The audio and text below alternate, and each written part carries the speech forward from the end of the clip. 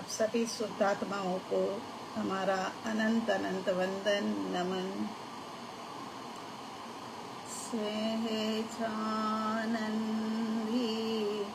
सूत स्वरूपी अविनाशी में आत्मस्वरूप ज्ञानानंदी पूर्ण निराकुल सदा प्रकाशित मेरा रूप सर्वांग सुखमय अलौकिक हूँ मैं परमात्मा स्वरूप। मैं तो अनंत शक्ति निधान नित्यानंदी में सिद्ध स्वरूप नित्यानंदी में सिद्ध स्वरूप। देवादिदेव अरिहंत परमात्मा श्री सिमंदर स्वामी भगवान आदि धर्म गुरु भगवंत आदि की आज्ञा अनुमति लेते हुए हमारा सत्संग चल रहा है। बेन श्री बेन चंपा बेन द्वारा लिखित स्वानुभूति दर्शन, उसमें से 445 नंबर का क्वेश्चन वेद ज्ञान के ऊपर हमारा कई दिनों से चल रहा है। उसी को आगे बढ़ाते हैं। सत्संग का महत्वपूर्ण कार्य तो क्या है कि आत्मा का अनुभव कराना, आत्मा का अनुभव करना है ना। ये सत्संग हम रोज ही रोज क्यों कर रहे हैं? 10 घर के अंदर में 10 तरह के काम होते हैं, वो सारे छोड़ छाड़ करके, और कोई तो दोपहर की मीठी मधुरी नींद को छोड़ करके इस टाइम स्वाध्याय में बैठ जाते हैं। उसका कारण एक ही है कि सत्संग के माध्यम से मार्ग मिले, और मार्ग मिले तो आत्मा की अनुभूति हो।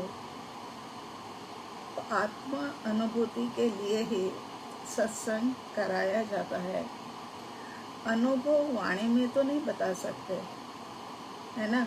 भगवान के पास तो ज्ञान कितना अनंत अनंत ज्ञान, अखोट ज्ञान था, फिर भी वो शब्दों के माध्यम से बता नहीं पाए, है ना।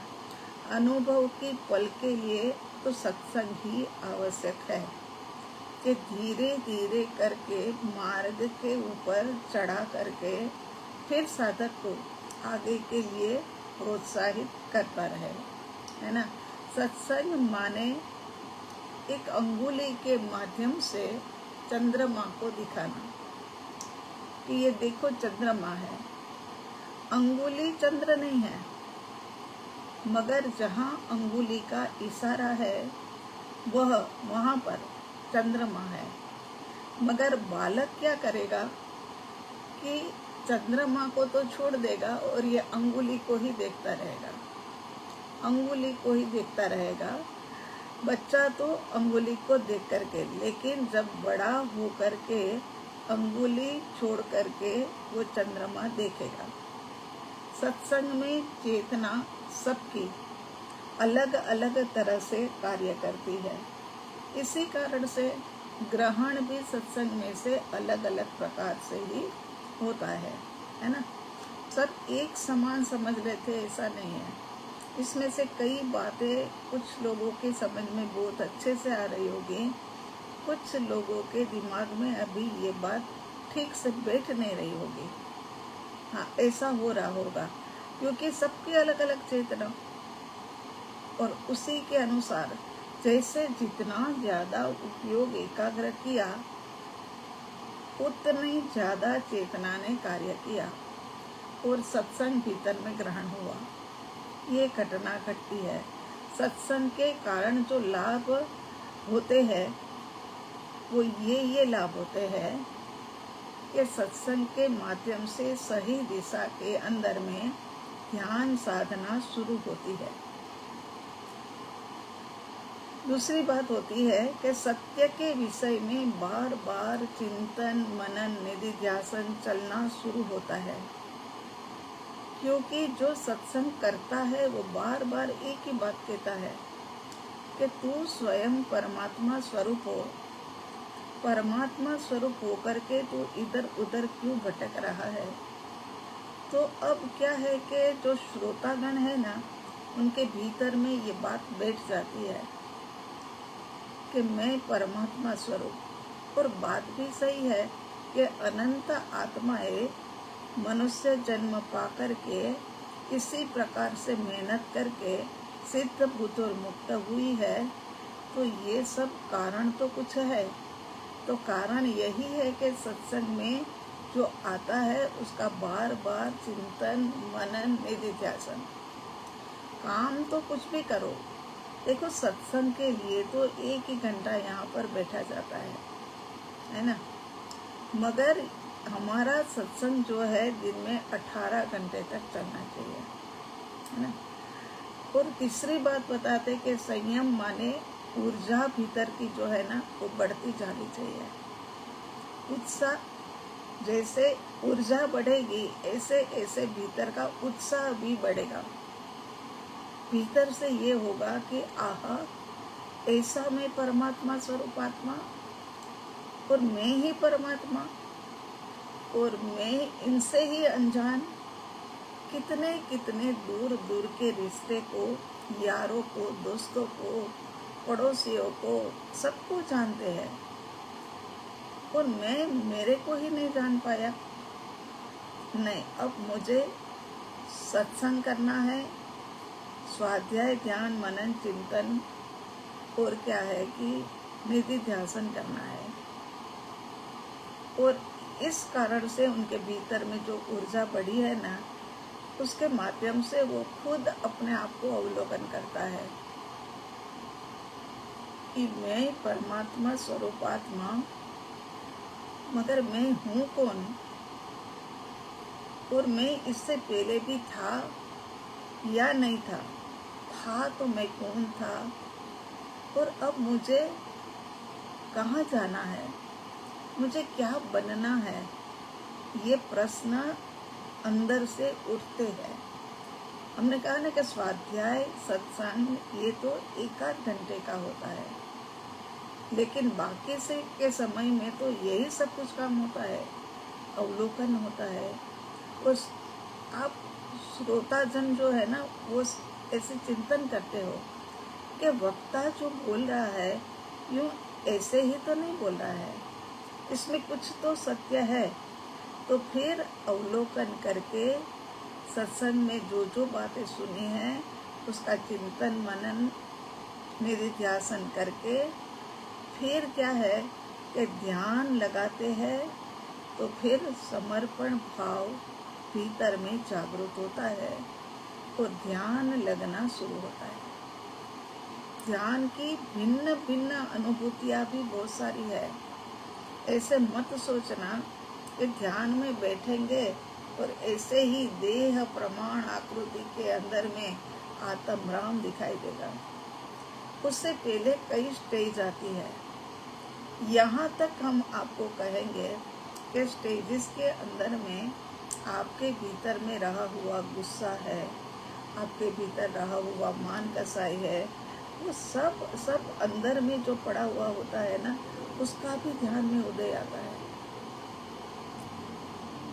ध्यान में बैठ कर के जब बाहर साधक उठता है तो उनके भीतर में तो विकृतियाँ पाई जाती है। तो लगता है करे ये क्या ध्यान साधना, ऐसे ध्यान साधना से तो अच्छा है कि हम नहीं करते हैं। मगर ऐसा नहीं करोगे तो डबल नुकसान है। जैसे हम बताते थे ना कि स्वाध्याय के अंदर में जो चल रहा था वो लोग लिख रहे थे और लिखते लिखते फिर क्या हुआ कि कह दिया वक्ता ने, मार्गदर्शक ने, कि ये वाली बात जो आपने लिखी है ना, सब 2-2 बार पढ़ करके आना। तो फिर सबने अपना लिखा हुआ था वो पढ़ने की कोशिश करी, किसी ने नहीं भी करी, है ना। तो फिर दूसरे दिन पूछा गया कि किन किन लोगों ने ये स्वाध्याय को 2 बार रिपीट किया है पढ़ने के लिए माध्यम से। कुछ लोगों ने कह दिया कि नहीं, हम नहीं कर पाए हैं, नहीं किया है हमने। वो समय पर जब मार्गदर्शक होता है ना, वो क्या कहता है, जिन्होंने लिखा था उनके लिए तो फिर भी ये बात मतलब कही गई, मगर जिन्होंने नहीं लिखा था ना, वो बड़े खुश, आहा हमने अच्छा किया ने नहीं लिखा। वरना तो देखो, जिन्होंने याद नहीं किया है, जिन्होंने लिखा नहीं है, उनको एक उपवास का, और जिन्होंने 2 बार पढ़ा नहीं है, उनको 2 उपवास का प्रायश्चित देना होगा।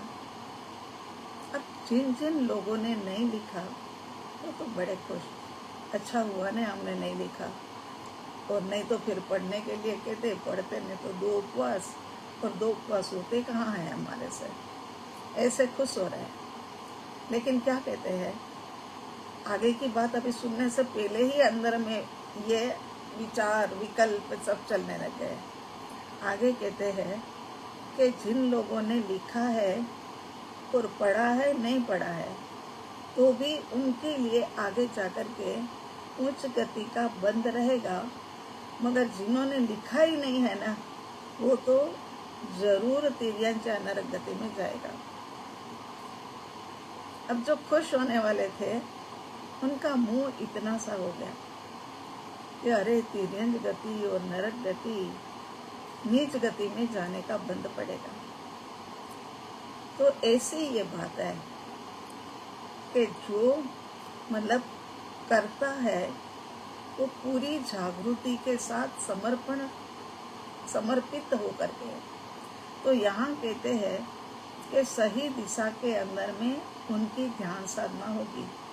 किन की होगी? तो जिन्होंने अवलोकन किया, जिन्होंने अपने भीतर उठी हुई ऊर्जा को संभाला और उसको चिंतन मनन निधिध्यासन में लगाया, और वो ध्यान साधना करने लगे, और ध्यान साधना करते करते एक अच्छी स्थिति पर पहुंच गए, तब वो आत्मा को समर्पित हो गए। ये सत्संग का महत्व है।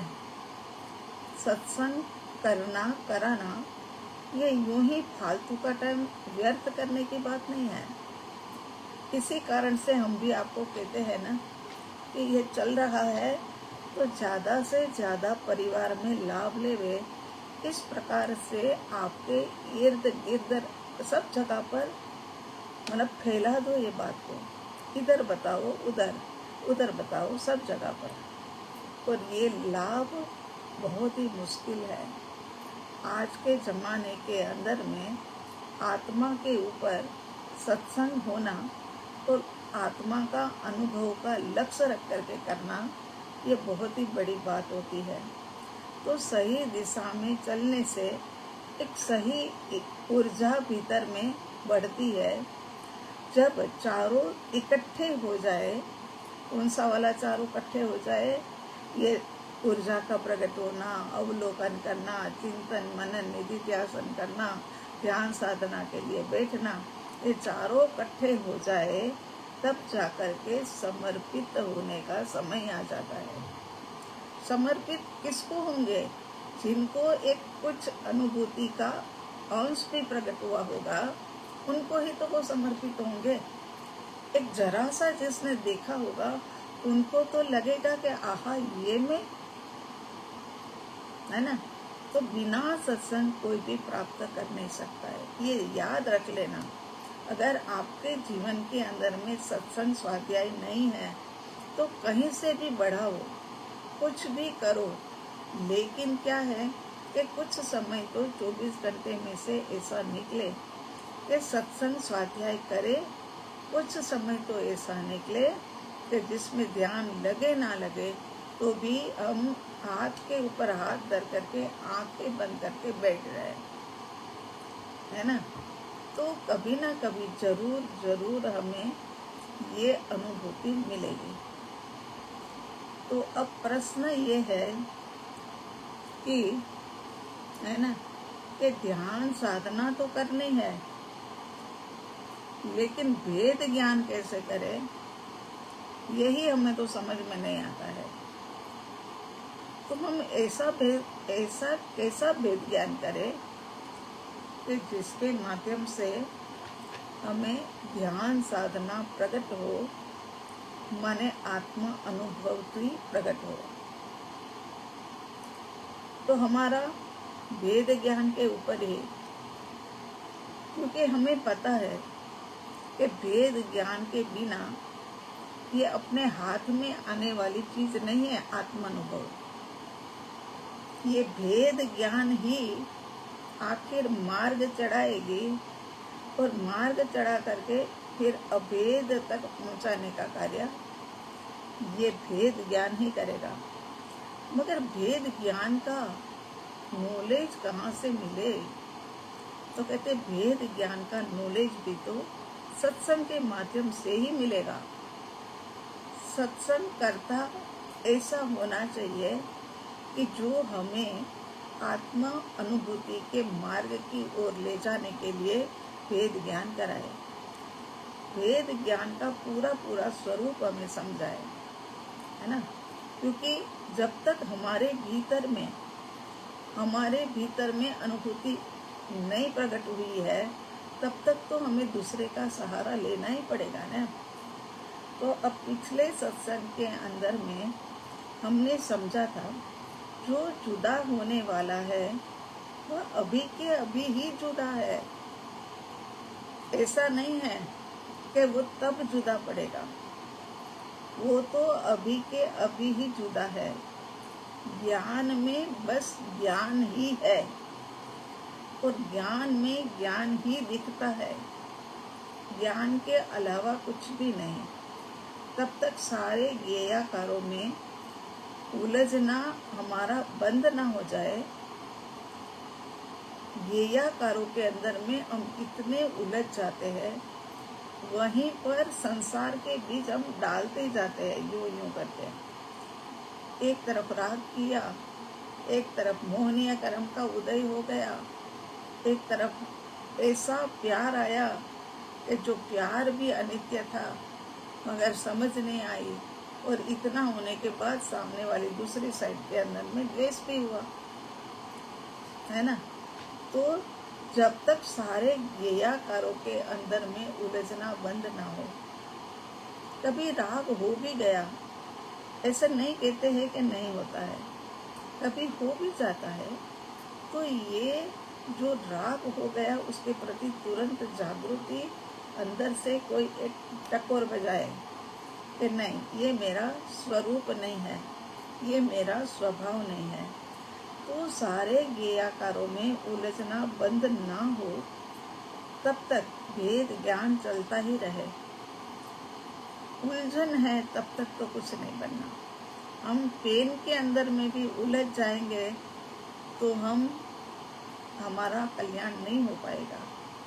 तो यहाँ कहते हैं कि तब तक वेद ज्ञान चलेगा जब तक हम ज्ञेयाकारों के अंदर में उलझना बंद ना करें, ज्ञान में स्थिर ना हो जाए कि ये जो दिख रहा है मुझे वो सब ज्ञान है, इसीलिए दिख रहा है।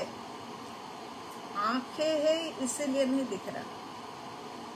आंख के पीछे काम करने वाला ज्ञान जो है ना, उसके कारण से मुझे दिखाई देता है ना। इस प्रकार से ज्ञान के अंदर में स्थिर हो जाना है। पिछली बार हमने जाना था स्व और स्वगुण के अंदर में भेद विज्ञान नहीं होता, क्योंकि स्वगुण तो द्रव्य के साथ में अभेद ही है, और जो अभेद है उसके साथ में भेद ज्ञान हो ही नहीं सकता है ना। नाम ही भेद ज्ञान है। तो यहाँ है स्व और स्वगुण अभेद, तो उनका कहीं पर भी मतलब भेद ज्ञान हो नहीं सकता है। पर्याय को सर्वथा भिन्न नहीं कह सकते हैं और अभिन्न भी नहीं कह सकते हैं। पर्याय कथनचित जुदा है और कथनचित जुदा नहीं है। पर्याय कथनचित भिन्न है और पर्याय कथनचित अभिन्न है। अब कैसे समझे? जब द्रव्य की, गुण की, प्रदेश की, है ना, धर्म की, शक्तियों की, सबकी बात चली तो बड़ी आसानी से हमने समझ लिया कि ये सब तो अभेद ही है। ये तो मालिक की आत्मा की ही है। ये तो मालिक, ये वैभव तो इनका ही है। मगर ये वाला वैभव ऐसा है कि वो अपने पास भी रहता है और बाहर भी चला जाता है। तो लगता है कि बाहर जाकर के कहीं लूटा ना देवे हमें। तो यहाँ पर्याय जो है वो कथनचित भिन्न भी है और कथनचित अभिन्न भी है ना। अब यहाँ परेशानी इस बात की है कि पर्याय द्रव्य से कथनचित भिन्न है, कथनचित अभिन्न है, और पर्याय द्रव्य की वर्तमान अवस्था भी है, भूत भविष्य की नहीं है अवस्था। ये तो अवस्था वर्तमान की है और वर्तमान की अवस्था में ही पर्याय एक एक समय की उठती रहती है। ये कितना काम करती है पर्याय, है ना। ये पुस्तक को पुराना करने का काम करती है, पुस्तक को बिल्कुल क्रुश कर देने का काम करती है। मानव जीवन के अंदर में मनुष्य को जन्म की अवस्था से बदल करके थोड़ा बड़ा होना, उसके बाद युवा करना, उसके बाद में एक वृद्ध अवस्था में ले जाना और उसके बाद अंत कर देना। ये सारा कार्य वर्तमान समय की पर्याय ही तो कर रही है ना। तो है तो ये द्रव्य की पर्याय अनित्य है, क्योंकि पर्याय का उत्पाद वही होता है। ये तो पर्याय का स्वभाव है। जिसका जो स्वभाव होगा वो तो वैसे तो होगा ही होगा ना।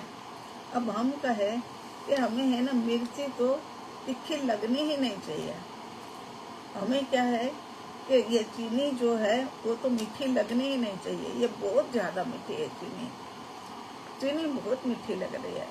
अरे चीनी का तो स्वभाव ही मिठास है। तो यहाँ पर्याय का स्वभाव ही ये है कि प्रति वस्तु को पलटाते रहना। ठीक है, समझ में आ रही है ना बात? वरना फिर प्रति प्रश्न डालना। देखो अब पर्याय की विशेषता को समझते हैं, तभी हमें है ना ये पर्याय के प्रति अहोभाव आएगा, है ना। पहले अपन तो अपनी प्यारी प्यारी निरपेक्ष पर्याय की बात ही करते हैं, है ना। निरपेक्ष पर्याय ने पर का कभी भी लक्ष्य ही नहीं किया। ऐसा बहुमान आता है ना कि हमारा बच्चा है, वो बच्चा कभी भी पर में गया ही नहीं है। राजकुमार के बच्चे पहले ऐसे होते थे ना, राजाओं के बच्चे, कि जो राजाओं के बच्चे शालीभद्र वगैरह, कभी उन्होंने संसार देखा ही नहीं। कहते हैं कि अरे बेटा जल्दी नीचे आओ, श्रेणिक पधारे है, श्रेणिक। तो शालीभद्र क्या कहते हैं, अरे माँ उसमें मुझे क्यों बुला रहे हो, मैं तो मेरी 32 रानियों के साथ में बैठा हूँ। अगर श्रेणिक आए है तो उनको एक जो गोडाउन है उसमें डलवा दो। वखार मतलब वो गुजराती में वखार बोलते हैं कि एक वखार के अंदर में, एक गोडाउन के अंदर में डलवा दो। उनको इतना भी पता नहीं है कि ये श्रेणिक हमारे राजा है और हमें उनका बहुमान करना चाहिए। जब माता कहती है तब उनको पता लगता है कि अच्छा हमारे ऊपर भी कोई राजा है क्या। अभी भी हम स्वतंत्र नहीं हैं, सब कुछ होते हुए भी अभी हम परतंत्र जीवन जी रहे कि हमारे ऊपर ये श्रेणिक महाराजा है। ऐसा सुन करके उनको एक वैराग्य उत्पन्न हो जाता है ना। हम तो इतने वैराग्य प्रूफ हो गए, इतने वैराग्य प्रूफ हो गए हैं कि कैसे कैसी बातें सुन लेवे ना, तब भी हमारे को भीतर से वैराग्य नहीं आता, क्योंकि बॉडी ही हमारी, मानसिकता ही हमारी एक वैराग्य प्रूफ हो गई है। तो आगे जाकर के कहते हैं, निरपेक्ष पर्याय ने कभी भी पर का लक्ष्य नहीं किया। आगे पर सापेक्ष पर्याय ने उससे उल्टा स्व का कभी भी लक्ष्य किया ही नहीं है। उसने कभी भी स्व का लक्ष्य नहीं किया। और स्व सापेक्ष पर्याय ने पर का लक्ष्य तो किया था, लेकिन उनको समझ आ गया कि ये संसारिक भीड़ भाड़ के अंदर में कहीं पर भी सुख नहीं है और मुझे तो अब सुख चाहिए। तो मैं ये सांसारिक भीड़ भाड़ को छोड़ करके फिर मैं अपनी ओर आ जाऊं, मैं द्रव्य की ओर आ जाऊं, तो मुझे सुख मिल सकता है। क्योंकि पर के अंदर में भटकने वालों को तो सम्यक दर्शन भी नहीं हो सकता है। केवल ज्ञान की तो बात ही कहाँ रही, तो मोक्ष तो मिलने से रहा। तो फिर क्या होता है कि वो स्व सापेक्ष पर्याय जो थी ना, वो अंतर्मुखी हो गई। मगर पहले गई तो बाहर ही थी कि मुझे बाहर से सुख मिले, मुझे लोगों से सुख मिले, मुझे ये भीड़ भाड़ में से सुख मिले। लेकिन समझ आ गई, समझ रहते रहते वो समझ गई कि समय अभी है और हम मतलब अपनी ओर हो जाए, अंतर्मुखी दशा में आ जाए। तो यहाँ पर स्व सापेक्ष पर्याय जो है उसने पर का लक्ष्य तो किया था, लेकिन समय रहते हुए उनको बोध मिल गया तो वो अंतर्मुखी हो गए। मुझसे सर्वथा भिन्न जीव द्रव्य और पर माने जड़, जड़ के अंदर में जीव अजीव सब आ गया है ना। उसके अंदर में खाली अजीव मतलब जड़ जड़ नहीं, सब आ गया। और निज वैभव मेरी आंतरिक समृद्धि मेरे से कभी भी भिन्न नहीं है। जीव द्रव्य तो भिन्न है, मगर मेरी समृद्धि जो है ना, वो मेरे से कभी भी भिन्न नहीं थी, नहीं है और नहीं होने वाली। निज वैभव अभिन्न है। वैभव में आत्म प्रदेश, समस्त गुण, अनंत धर्म, अनंत शक्तियाँ और पर्याय तो कथनचित भिन्न है और कथनचित भिन्न नहीं है। ठीक है ना, आगे आएगा कि कथनचित भिन्न वो कैसे है। क्रोध मान माया विषय कसाय आदि और सापेक्ष पर्याय का विषय है, वह मेरा नहीं है। अब निरपेक्ष पर्याय का स्वरूप देखते हैं कि निरपेक्ष पर्याय ने आज तक कभी भी अपने से अपनापन छोड़ा ही नहीं है। अपने से अपनापन उनका है ही है, कभी भी अलग नहीं हुआ है ना। तो यहाँ कहते हैं कि अपने से अपनापन छोड़ा नहीं और वो सदा काल अपने में ही है। जन्म होते ही एक समय का उनका आयु एक समय में ही जन्म होते ही वो इधर नहीं मुड़ी, इधर ही मुड़ गई, द्रव्य को ही समर्पित हो गई है ना। तो सदा काल फिर तब से लेकर के अब तक वो सदा काल अपने में ही है। एक समय के लिए भी उसने स्वरूप को छोड़ा नहीं है। वेद विज्ञान से पहले हमें ये बातें समझना बहुत जरूरी है, वरना थोड़ा सा आगे जाकर के हम ऐसे भुलावे में पड़ जाएंगे। चाहे हमने बड़े बड़े ग्रंथों के सार पढ़ लिए होंगे, सुन लिए होंगे, चाहे हमने बड़ी बड़ी रचनाएं मतलब होती है वो सुन ली होगी और सब कुछ कर लिया होगा उसका स्वाध्याय, लेकिन जब भेद ज्ञान का विषय आएगा और जिसने आत्मा का अनुभव करना है, उनको बीच में भेद ज्ञान का सब्जेक्ट तो आने ही वाला है। ये तो बात निश्चित रूप से लिख के रखना।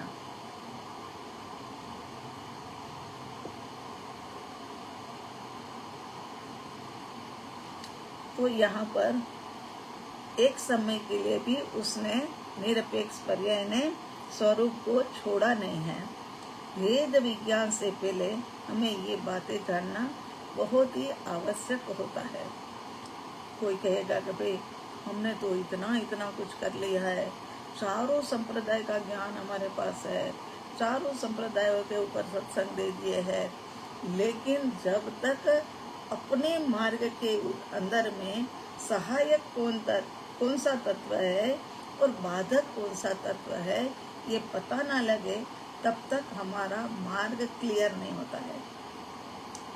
तो अब आगे जाकर के कहते हैं कि जिसने होने में कर्म की अवस्था निमित्त नहीं है, उनके निरपेक्ष पर्याय के अंदर में कर्म की कोई अपेक्षा नहीं है ना, कर्म की अपेक्षा ही नहीं है, तो कर्म का उदय, कर्म का क्षय, कर्म का क्षयोपक्रम ये तो हो ही कैसे सकता है जब कर्म ही नहीं है, किसी का देना ही नहीं है, हमने हमारे ऊपर 1000 रुपये का भी कर्जा नहीं है, तो फिर वो मांगने वाला आएगा, वो परेशान कर देगा, वो बात हो ही कहाँ से सकती है ना। तो जिसमें सदा काल शुद्धात्मा मौजूद रहता है, इसके करीबी के अंदर में, नजदीक के अंदर में ये शुद्धात्मा सदा काल के लिए उनके साथ साथ ही रहता है। निरपेक्ष पर्याय के अंदर में काल का कोई फर्क नहीं पड़ता है, चाहे कोई भी काल हो, अवसर्पिणी हो, उत्सर्पिणी हो, पहला आ रहा हो, दूसरा आ रहा हो, कोई भी आ रहा हो, ये निरपेक्ष पर्याय को कोई फर्क नहीं पड़ता है। बस एक बार समर्पित हो गई सो हो गई। अब ये नहीं है कि पंचमा आरा आएगा, छठा आरा आएगा, तो वो समय पर ये निरपेक्ष पर्याय फिर उठ करके बाहरी मुखी हो जाएगी कि ये तो इतना दुख सहा नहीं जाता है। ऐसा नहीं हो सकता है, क्योंकि वो तो पूरे सुख में ही पड़ी है, उनको तो दुख का पता भी नहीं है, उनको खबर ही नहीं है, उनके पास संदेश नहीं है कि ये दुख इस प्रकार से होता है कि कुछ नहीं, वो तो अपने आनंद और मस्ती में है। तो आगे जाकर के कहते हैं कि 14 राजलोक में और 84 लाख जीवा योनि में किसी भी योनि में हो, निरपेक्ष पर्याय पर कोई असर नहीं होती है। हाँ, कहीं पर भी 14 राजलोक में हो, ऐरावत में हो, भरत क्षेत्र के अंदर में हो, महाविद्य क्षेत्र में हो, कहीं पर भी हो, ये नहीं है कि यहाँ से ऐरावत में जाए तो निरपेक्ष पर्याय फिर स्व का लक्ष्य छोड़ करके कहीं और लक्ष्य कर लेगी, ऐसा नहीं होगा। तो यहाँ कहते हैं कि निरपेक्ष में मैं ही जानने में आता हूँ, है ना। जानने का कार्य सतत हो रहा है। मैं निज शुद्ध स्वरूपी ही हूँ, मेरा स्वरूप नहीं बदलता, मैं निज शुद्ध स्वरूपी का ही सहारा लेकर के बैठी हूँ, है ना। अब दूसरी बात कि बाहर के अंदर में शुभ हो, अशुभ हो, शुद्ध हो, उसके बाद में क्या है कि अशुद्ध के बाद में विशुद्ध हो, तब भी मेरे को कोई फर्क नहीं पड़ता।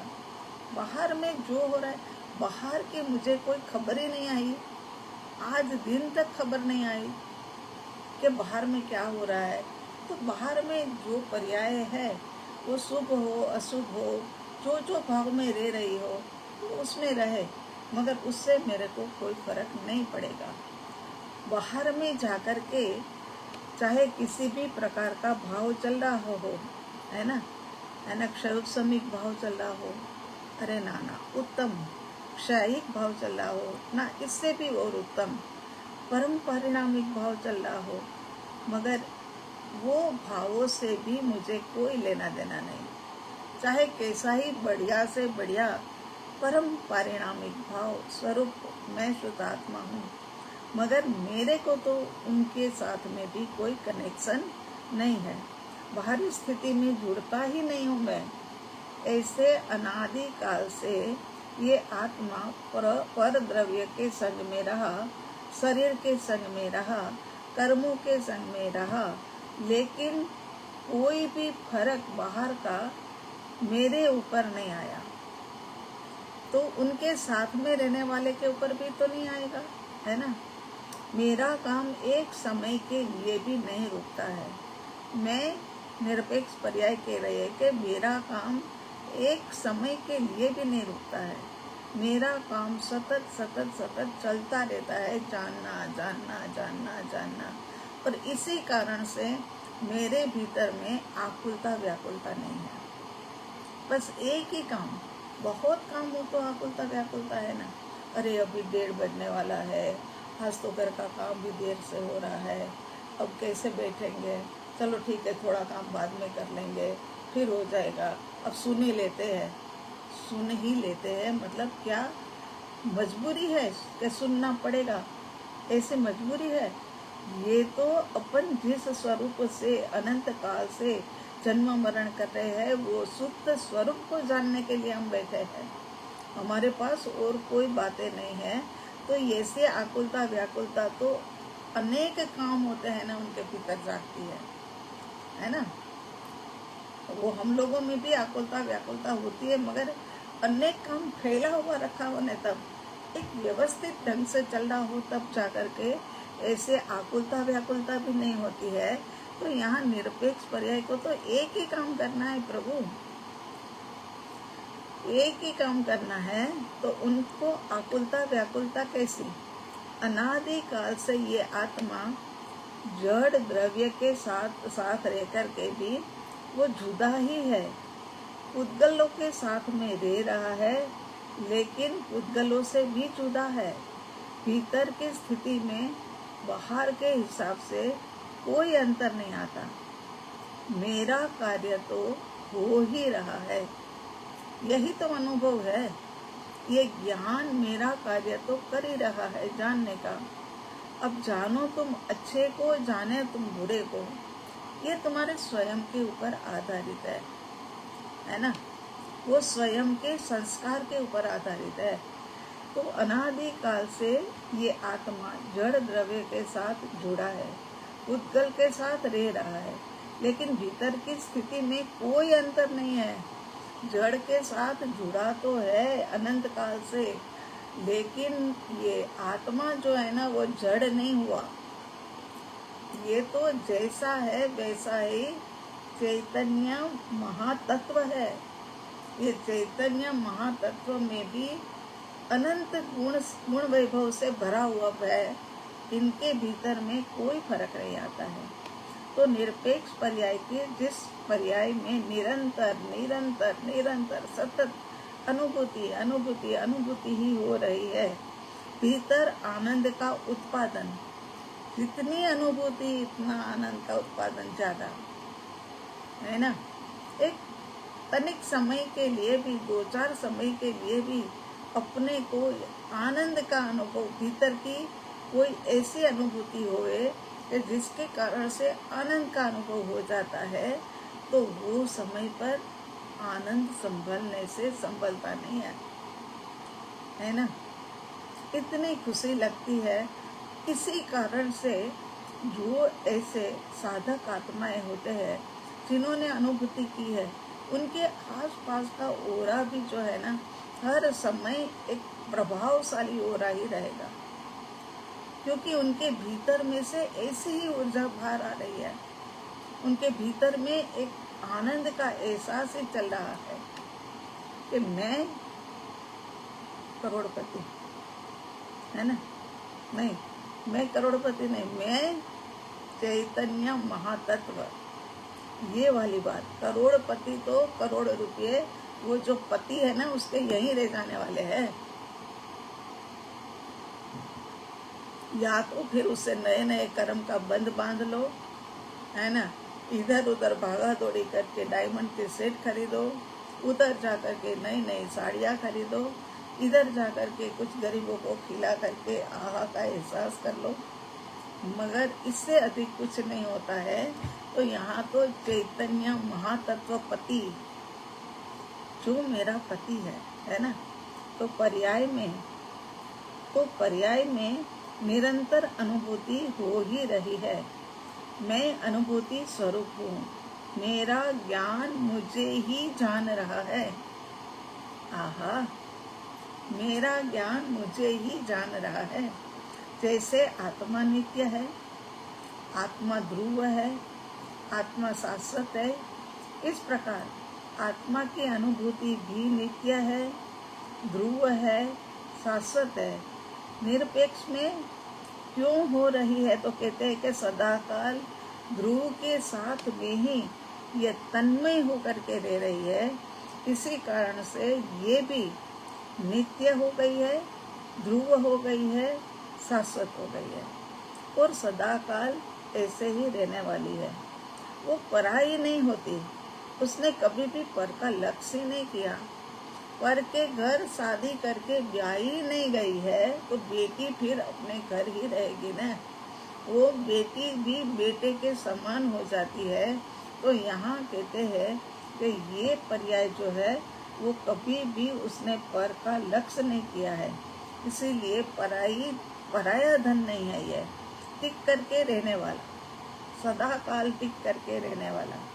इस प्रकार हमने निरपेक्ष पर्याय का स्वरूप जाना। ये सारा आज निरपेक्ष पर्याय का स्वरूप था, वो जाना। अब आगे सापेक्ष पर्याय का स्वरूप हम जानेंगे, है ना। फिर पर्याय का परिणमन स्वाधीन है, किसी के अधीन नहीं है, ये पराधीन नहीं है। ये सब पर्याय भी जो है ना वो भी स्वाधीन है। हम कहें निरपेक्ष पर्याय तो स्वाधीन हो सकती है क्योंकि स्वाधीन का ही आश्रय लिया है। द्रव्य भी स्वाधीन हो सकता है, मगर बाकी की पर्याय भी स्वाधीन है। तो वो किस प्रकार से है वो अपन अवसर आने पर सुनेंगे। और उसके बाद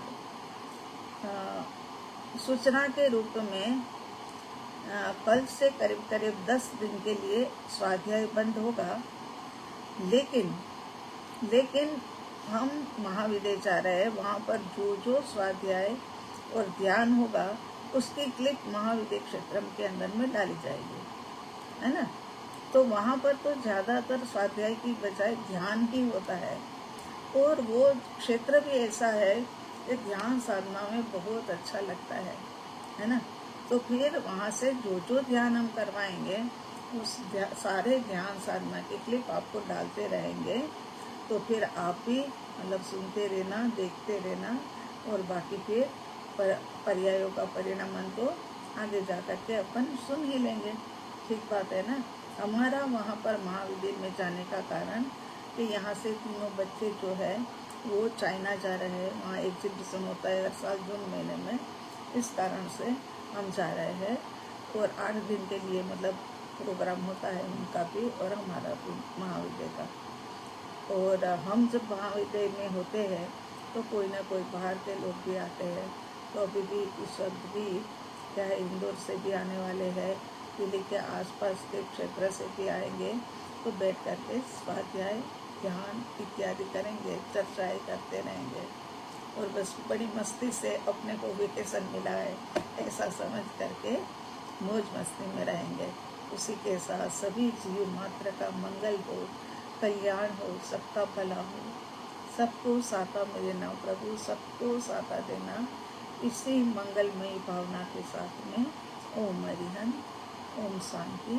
कल का स्वाध्याय हमारा अभी रहेगा, इसी के साथ ओम हरिहंस।